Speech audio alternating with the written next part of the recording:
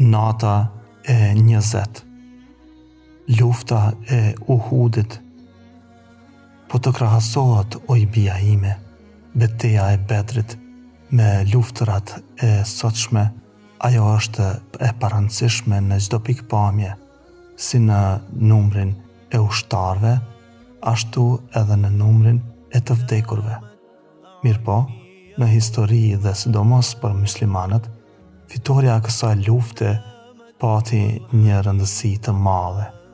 Fitoria e betejës së Bedrit u ngriti prestigjin muslimanëve dhe e bëri botën të kuptoj se kur njeriu lufton për një ideal, fiton.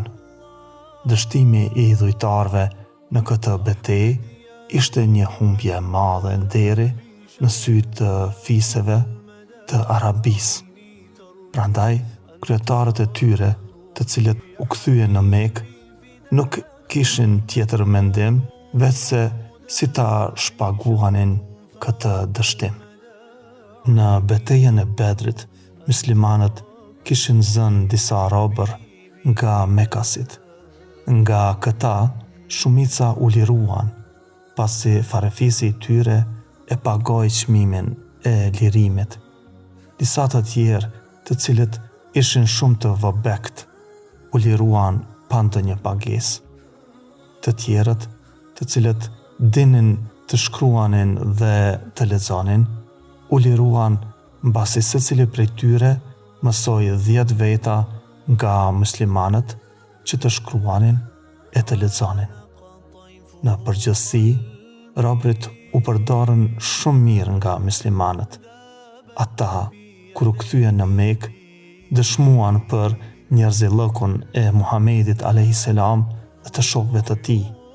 Për fjalët e tyre të mira nuk ishin të mjaftueshme që ta shuanin zjarrin e hidhrimit që i kishte mbushur zemrat e idhujtarëve pas dështimit të Bedrit. Etja e Mekasve për hakmarrje ndaj muslimanëve po shtohej dita ditës. Shumë gra ishin betuar mos të u afroheshin burrave të tyre pa e larë turpin e humbjes në Bedër. Ndërto, më e repta ishte e shoqja e Ebu Sufjanit, Hindi, e cila e vajtonte pa rreshtur vrasjen e babait të saj, Ukbes, dhe nuk e linte të shoqin të qetë. Tani, kryesimi i idhujtarëve në Mekë i kishte mbetur Ebu Sufjanit, sepse, siç thamë më parë, shumica e Paris ishte vrarë në luftë. Ebu Sufjani nuk la gur pa rrokullisur për ta përgatitur një ushtri të madhe. Brenda një viti, të gjithë tregtarët i dhuruan fitimet e tyre për ta përgatitur ushtrinë. Ebu Sufjani nuk u mjaftua vetëm me Mekas, nga se mblodhi ushtar edhe nga fiset përreth qytetit.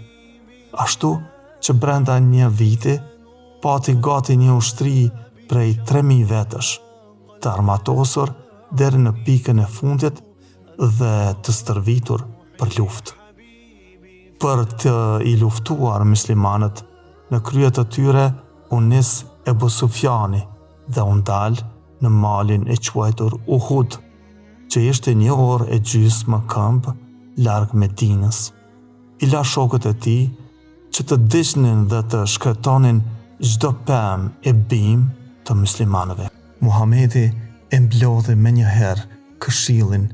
Mendimi i tij dhe i këshilltarëve pleq ishte që t'i prisnin idhujtarët në Medinë, por të rinjët, të cilët e përbënin shumicën, ishin të mendimit që të dilnin jashtë qytetit e të luftonin armikun, sepse nuk duronin që pasuritë e tyre të digjeshin nga Mekasit dhe ata të rrinin duar kryq.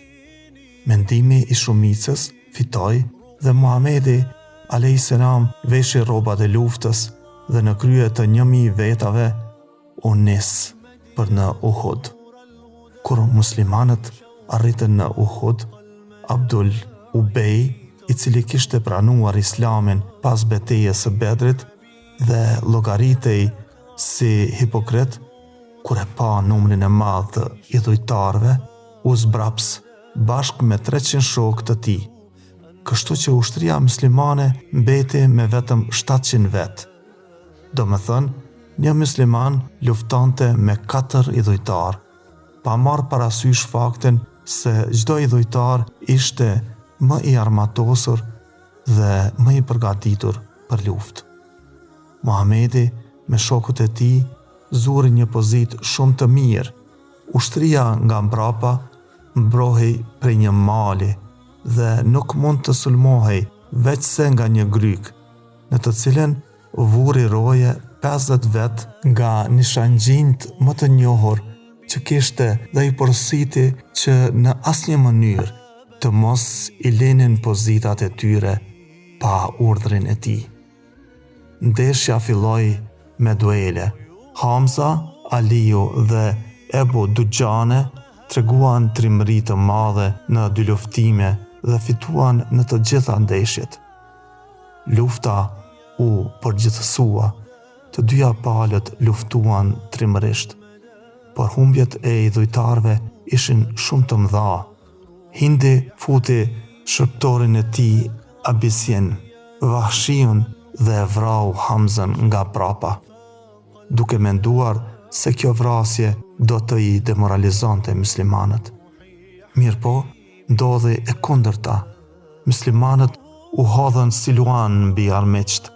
Shumica e idhujtarëve nuk qenë në gjendje të u qëndronin sulmeve të muslimanëve dhe filluan të iknin. Lojtarët e grykës, kur pan idhujtarët që po iknin, kujtuan se lufta mori fund, lanë pozitat e tyre dhe duke harruar urdhrin e profetit, u sulën mbi armikun. Halidi i Velidit, komandant i kalorësisë mekase, e pa këtë gjë dhe menjëherë vajti dhe i sulmoi nga mbrapa muslimanët që u tronditën nga kjo e papritur dhe disa prej tyre filluan të iknin. Muhamedi a.s. në këtë kohë ishte plagosur në buzë dhe i ishin thyer disa dhëmbë. Rreth tij ishin mbledhur disa musliman, burra dhe gra, që e mbronin me trupat e tyre ka shigjetat që hidheshin prej armikut. Fjala u hap se Muhamedi ishte vrarë. Ebu Sufjani kërkoi trupin e tij dhe kur nuk e gjeti, filloi të dyshonte dhe thiri: "A është gjallë Muhamedi?" Profeti u tha njerëzve të vet të mos përgjigjeshin. Ashtu bën kur u pyetën edhe për Ebu Bekrin e Ymerin. Atëherë Ebu Sufjani tha: "Të tërë këta pas kanë vdekur, lavdruar qoftë Hebli, një prej idhurëve të tyre." Këtu Muhamedi urdhëroi shokët të i përgjigjeshin: "Të tërë janë të gjallë, lavdruar qoftë Zoti, që është shumë i fuqishëm dhe i madh." Kjo përgjigje u mblodhi mend muslimanëve, të cilët u bashkuan dhe u sulën mbi armiqt, duke u shkaktuar humbje të mëdha, megjithëse edhe humbjet e tyre nuk qenë të pakta. Idhujtarët, duke e parë numrin e madh të muslimanëve që u vranë dhe duke qenë se filloi të fryente një erë e madhe, e lanë sheshin e luftës dhe u nisën për në Mekë. Mbasi udhëtuan një natë, u ndalën të pushonin. Ebu Sufjani kërkoi me këmbgulje prej tyre që të sulmonin për ta shkatruar Medinën, por shokët e tij nuk e dëgjuan.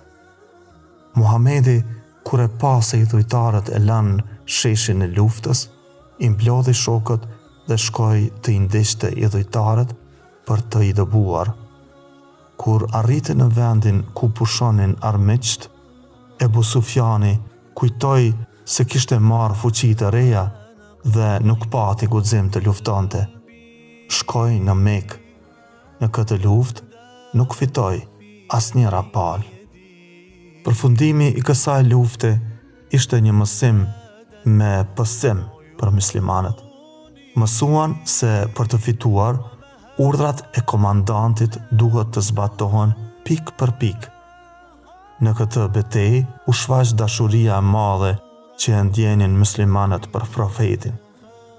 Kur u hap fjala e vdekjes së tij në Medinë, gratë u sulën për në sheshin e luftës.